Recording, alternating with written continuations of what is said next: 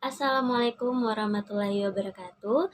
Perkenalkan, saya Rara Ramuri dengan NIM 24231139. Saya dari Prodi Pendidikan Ilmu Pengetahuan Alam, kelas A.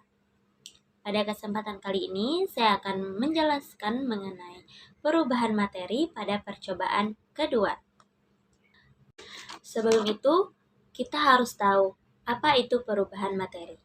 Materi adalah segala sesuatu yang mempunyai massa dan menempati ruang yang terdapat di alam semesta. Materi lazim juga disebut sebagai zat atau benda. Setiap zat mempunyai sifat tertentu yang dapat diamati oleh panca indera.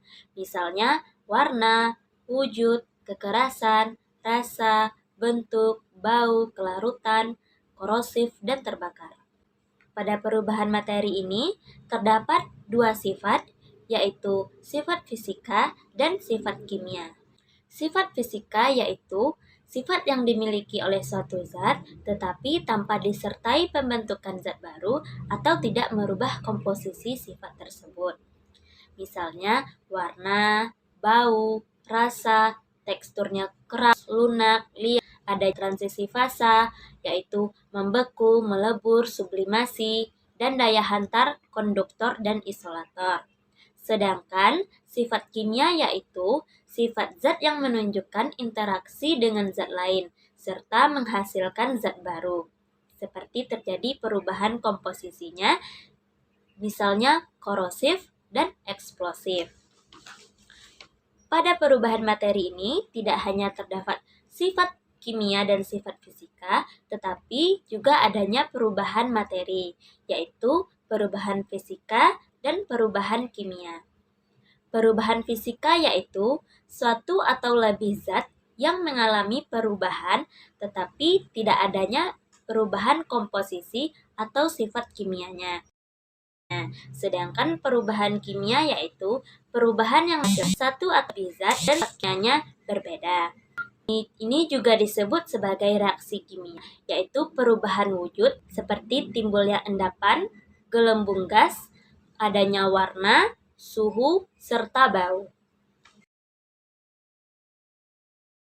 Dengan beberapa contoh perubahan materi ini yang kami lakukan pada praktikum sebelumnya, yaitu pada lilin yang awalnya berbentuk padatan, namun setelah dipanaskan ia mencair. Nah, ini merupakan sifat fisika. Lalu, pada gula pasir yang dilarutkan yang awalnya padatan, setelah dilarutkan ia menjadi cair. Ini juga merupakan perubahan fisika.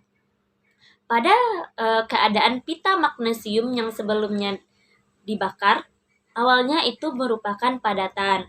Nah, setelah dibakar, ia menghasilkan zat baru, yaitu ia yang awalnya padatan berubah menjadi abu. Nah, ini adalah bentuk perubahan sifat kimia.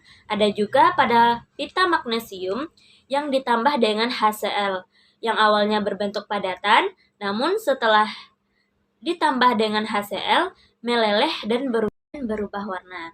Nah, ini juga merupakan perubahan kimia. Jadi, kesimpulannya, tanda-tanda terjadinya perubahan fisika dan kimia dapat dikenali melalui ciri-ciri tertentu. Misalnya, pada perubahan fisika ditandai dengan perubahan bentuk, ukuran, atau wujud zat tanpa menghasilkan zat baru. Sementara itu, perubahan kimia ditandai dengan terbentuknya zat baru yang mempunyai sifat berbeda dari zat asalnya, seperti perubahan warna, munculnya gas, terbentuknya endapan, atau perubahan suhu, serta bau. Sekian yang dapat saya sampaikan. Assalamualaikum warahmatullahi wabarakatuh.